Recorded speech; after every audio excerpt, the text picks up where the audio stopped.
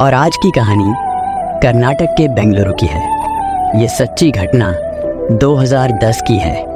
9 फरवरी के वक्त सुबह के करीब 11:30 बजे कर्नाटक के बेंगलुरु शहर में एक अजीब सा सन्नाटा था। वहाँ एक जगह है अगारा झील नाम से।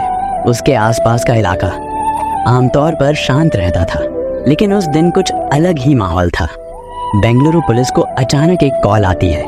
कॉलर घबराया हुआ था और उसकी आवाज में डर साफ झलक रहा था। उसने पुलिस को बताया कि झील के पास एक आदमी की खून से सनी लाश पड़ी है। यह सुनकर पुलिस के होश उड़ गए। सायरन बजाती गाड़ियां तुरंत मौके की तरफ दौड़ी। जब पुलिस वहां पहुंची तो नजारा दिल दहला देने वाला था। झील के किनारे खून से लथपथ एक आदमी की लाश पड़ी थी। चारों तरफ खून फैला हुआ था और उसकी हालत देखकर साफ लग रहा था कि मौत बहुत ही बुरी तरह से हुई थी। पुलिस ने तुरंत इलाके को घेर लिया और जांच शुरू कर दी। लाश से कुछ ही दूरी पर पुलिस की नजर एक फिएट कार पर पड़ी, जो वहीं पास में संदिग्ध हालात में खड़ी थी। पहली नजर में देखने से ये आम गाड़ी लग रही थी, लेकिन जब पुलिस ने गौर से देखा तो ड्राइविंग सीट पर खून के निशान साफ दिखाई दे रहे थे। यह देखकर पुलिस को यकीन हो गया कि इस कार का और लाश का आपस में गहरा संबंध है। गाड़ी की हालत और खून के धब्बों को देखकर ऐसा लग रहा था कि यह खून उसी व्यक्ति का है जिसकी लाश झील के किनारे पड़ी मिली थी। जैसे जैसे पुलिस मौके का मुआयना करती गई, उनकी उलझनें और बढ़ती गईं। कार की जांच करने पर भी कोई ऐसा सबूत हाथ नहीं लगा जिससे मरने वाले की पहचान की जा सके। ड्राइविंग सीट पर मिले खून के अलावा कार में कुछ खास सुराग नहीं था। कोई दस्तावेज, मोबाइल फोन या पहचान पत्र कुछ भी नहीं, जिससे यह पता चल सके कि इस आदमी का नाम क्या है, वह कहां से आया था या उसके साथ क्या हुआ। पुलिस के सामने अब कई सवाल खड़े हो गए थे। यह व्यक्ति कौन था? वह इस सुनसान जगह पर क्यों आया था? और सबसे बड़ा सवाल, उसकी इतनी बेरहमी से हत्या क्यों की गई? मौका-ए वारदात पर मौजूद फिएट कार, खून से सनी लाश और चारों तरफ फैली खामोशी, यह सब एक बड़े रहस्य की ओर इशारा कर रहे थे। पुलिस को अब बस एक चीज की जरूरत थी, कोई ठोस सुराग जो इस मामले की गुत्थी को सुलझा सके। पुलिस ने अब अपने अगले कदम की ओर बढ़ते हुए उस फिएट कार के नंबर से शख्स की जानकारी निकालनी शुरू की। जैसे ही कार का रिकॉर्ड खंगाला गया, एक नया मोड़ सामने आया। पता चला कि यह कार जिस व्यक्ति के नाम पर पंजीकृत थी, वह असल में इस घटना से कोई संबंध नहीं रखता। कार के असली मालिक ने बताया कि उसने यह गाड़ी 4 महीने पहले ही बेच दी थी और वह अब उसकी नहीं है। यह जानकारी मिलते ही पुलिस की उम्मीद जगी, लेकिन मामला और पेचीदा हो गया जब पता चला कि गाड़ी उस घर में काम करने वाली एक महिला जानकी को बेची गई थी। हालांकि एक बड़ी समस्या खड़ी हो गई। कार मालिक के पास जानकी का कोई ठिकाना या पता नहीं था। उसने सिर्फ इतना कहा कि जानकी उनके घर में काम करती थी और उसने किसी मजबूरी में यह गाड़ी खरीदी थी। अब पुलिस के पास एक नाम तो था, लेकिन कोई ठोस जानकारी नहीं। पुलिस ने अब कार मालिक से मिली जानकारी के आधार पर जानकी का मोबाइल नंबर हासिल किया और उससे संपर्क करने की कोशिश की, लेकिन जब उन्होंने फ़ोन किया तो उनका शक और गहरा गया। जानकी का फ़ोन बंद था। अब यह मामला और संदिग्ध लगने लगा। पुलिस को लगा कि कत्ल की इस खौफनाक वारदात में जानकी का कोई हाथ हो सकता है। पुलिस को अब अगला कदम उठाते हुए जानकी का पता लगाने की चुनौती का सामना करना था, ताकि इस रहस्यमयी हत्या का राज सुलझ सके। इसके बाद पुलिस ने जानकी के मोबाइल नंबर से उसका घर ढूंढने की कोशिश की। आखिरकार वे उसके घर तक पहुंच गए, लेकिन वहां पहुंचने पर उन्हें और भी हैरानी हुई। घर का दरवाजा बंद था और कोई हलचल नहीं थी। यह देखकर पुलिस का शक यकीन में बदलने लगा कि जानकी इस केस की अहम कड़ी हो सकती है। पुलिस जब जानकी का पता लगाने में जुटी हुई थी, तब उन्होंने आसपास के लोगों से भी पूछताछ शुरू की। पुलिस को उम्मीद थी कि किसी पड़ोसी से शायद कोई सुराग मिले। पूछताछ के दौरान एक पड़ोसी ने बताया कि कुछ दिन पहले उस घर में एक आदमी और औरत रहते थे, जो ज्यादातर चुपचाप रहते थे और ज्यादा किसी से बात नहीं करते थे। आखिरकार इन्हीं पड़ोसियों से पता चला कि जिस शख्स का कत्ल हुआ है, उसका नाम अमृत राय था। अमृत और जानकी पति पत्नी थे और कुछ समय पहले ही पश्चिम बंगाल के दार्जिलिंग से यहाँ बेंगलुरु में आकर रहने लगे थे। इस जानकारी ने पुलिस के लिए मामला थोड़ा साफ किया, लेकिन इसके साथ ही कई नए सवाल भी खड़े कर दिए।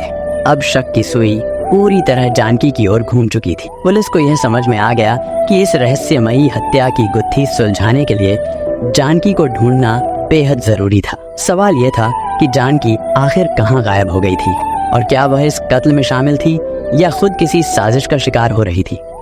इस खुलासे ने मामले को और उलझा दिया और पुलिस ने अपनी जांच को और तेज कर दिया ताकि सच को सामने लाया जा सके।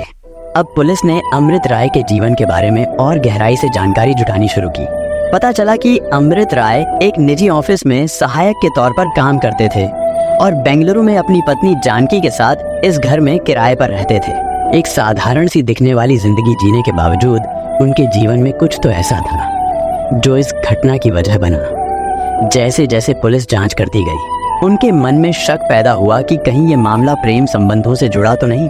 अमृत की हत्या और जानकी के लापता होने की कड़ियां जोड़ने पर पुलिस का शक और गहरा गया, खासकर तब जब जानकी का फोन लगातार बंद आ रहा था और उसका कोई ठिकाना नहीं मिल रहा था। ऐसा लगने लगा था कि जानकी के गायब होने के पीछे कोई बड़ा राज छुपा हो सकता है। जब काफी कोशिशों के बाद भी पुलिस को जानकी का कोई सुराग नहीं मिला, तो उन्होंने जानकी के घर का दरवाजा तोड़ने का फैसला किया ताकि अंदर की स्थिति देखी जा सके। लेकिन जैसे ही पुलिस टीम दोबारा उस घर पर पहुंची, उन्होंने देखा कि घर का दरवाजा पहले से ही खुला हुआ था। यह देखकर पुलिसकर्मी चौंक गए। पिछली बार जब पुलिस वहां आई थी तो उन्होंने दरवाजा ठीक से चेक नहीं किया था और वह बंद होने का सिर्फ अंदाजा लगा लिया था। जब पुलिसकर्मी सावधानी से घर के अंदर दाखिल हुए तो उनके सामने एक और खौफनाक मंजर था। घर के भीतर एक महिला की लाश पड़ी थी। लाश की हालत देखकर साफ था कि महिला की मौत भी काफी दर्दनाक तरीके से हुई थी। उसके गले पर भी चाकू के वार का निशान था। यह महिला जानकी थी या कोई और? अब यह रहस्य और गहरा गया था और पुलिस को इस अजीब और गरीब मामले की सच्चाई तक पहुंचने की चुनौती का सामना करना था। पुलिस ने जब घर के अंदर उस महिला की लाश देखी तो उन्होंने तुरंत आसपास के लोगों से पूछताछ शुरू की। सवाल था कि क्या कोई इस महिला को पहचानता है? पुलिस के लिए यह जानना बेहद जरूरी था कि यह महिला कौन है और उसका इस मामले से क्या संबंध हो सकता है। आसपास के लोगों ने जब लाश को देखा तो एक पड़ोसी ने चुप्पी तोड़ी और बताया, यह लाश किसी और की नहीं बल्कि जानकी की है। यह सुनकर पुलिस का शक यकीन में बदल गया। लाश जानकी की ही थी जो कुछ दिनों से लापता थी। अब मामला और भी उलझ गया था। अमृत राय की हत्या के बाद जानकी भी मारी जा चुकी थी। जानकी की मौत के साथ ही पुलिस के सामने नए सवाल खड़े हो गए। आखिर जानकी की हत्या किसने और क्यों की? क्या अमृत और जानकी की हत्या किसी एक ही साजिश का हिस्सा थी या इसमें कोई तीसरा व्यक्ति शामिल था? पुलिस के पास अब कई सवाल थे, लेकिन जवाब तलाशना अब और भी मुश्किल हो चुका था। अब यह केस पूरी तरह से पलट चुका था। पहले पुलिस जानकी को अमृत का कातिल समझ रही थी, लेकिन उसकी लाश मिलने के बाद सब कुछ बदल गया। डबल मर्डर की इस वारदात ने पूरे शहर में हड़कंप मचा दिया। अमृत का मोबाइल भी गायब था और यह एक बड़ा सुराग था। अमृत के फोन को सर्विलांस पर लगा दिया और उसकी कॉल डिटेल्स खंगालना शुरू किया। उन्होंने उन लोगों की लिस्ट बनाई जिनसे अमृत की बात पिछले 48 घंटों के भीतर हुई थी। लिस्ट को जांचते हुए पुलिस को एक नंबर मिला जो बेंगलुरु से लगभग 70 किलोमीटर दूर कुनिगल इलाके के पास एक्टिव हो गया था। पुलिस ने यहाँ एक चाल चली। एक समझदार पुलिसकर्मी ने इस नंबर पर महिला बनकर फोन करने का फैसला किया। महिला बनकर फोन किया और उसने उसे मिलने के बहाने उस शख्स को बुलाने की कोशिश की जिसने इस नंबर का इस्तेमाल किया था। पुलिस की चाल कामयाब हुई जब वह व्यक्ति पुलिस के जाल में फंस गया तो उसने बताया कि यह सिम कार्ड उसे आगारा इलाके के पास मिला था। यह जानकारी पुलिस के लिए और भी चौंकाने वाली थी। क्या यह सिम कार्ड अमृत या जानकी की हत्या से जुड़ा था? क्या यह संकेत था कि मामला और भी जटिल है? पुलिस को अब इस शख्स के बयान की गहराई से जांच करनी थी ताकि वह सच्चाई के करीब पहुंच सके। पुलिस ने उस शख्स से पूछताछ की जिसने सिम कार्ड पाया था, लेकिन यह साफ हो गया कि उसका अमृत और जानकी के कत्ल के मामले से कोई लेना देना नहीं था। उसने बस लावारिस समझकर सिम को उठाया था। एक बार फिर पुलिस के लिए यह केस एक पैच पर अटक गया और उनकी जांच में कोई ठोस प्रगति नहीं हो रही थी। इस बीच जब पुलिस लाशों की शिनाख्त के लिए दार्जिलिंग से बेंगलुरु आए जानकी के भाई संतोष से मिली तो उसने एक बड़ा सुराग दिया। संतोष ने बताया कि उनके बहनोई अमृत हमेशा सोने की चेन और अंगूठी पहनते थे जो अब गायब थे। यह जानकारी पुलिस के लिए बेहद महत्वपूर्ण थी क्योंकि यह एक नया मोड़ ला सकती थी। पुलिस ने संतोष से अमृत के दोस्तों के बारे में पूछा तो एक करीबी दोस्त का नाम सामने आया, प्रदीप छतरी। संतोष ने बताया कि जानकी रक्षाबंधन पर प्रदीप को राखी भी बांधती थी। प्रदीप की पहचान ने पुलिस के लिए नए रास्ते अब उन्हें प्रदीप के बारे में और जानकारी हासिल करनी थी। क्या प्रदीप का इस हत्या में कोई हाथ था? क्या वह जानकी और अमृत के निजी जीवन में किसी तरह से शामिल था? पुलिस को अब इस दिशा में जांच को आगे बढ़ाना था। संतोष ने पुलिस को यह भी बताया कि अमृत रॉय अनाथ थे और दार्जिलिंग में जानकी के परिवार के साथ काम करते थे। जानकी के परिवार ने अमृत को पसंद किया और उनकी शादी जानकी से करवा दी। 2007 में यह जोड़ा बेंगलुरु आ गया, जहां प्रदीप छतरी नाम का शख्स अमृत का दोस्त बना।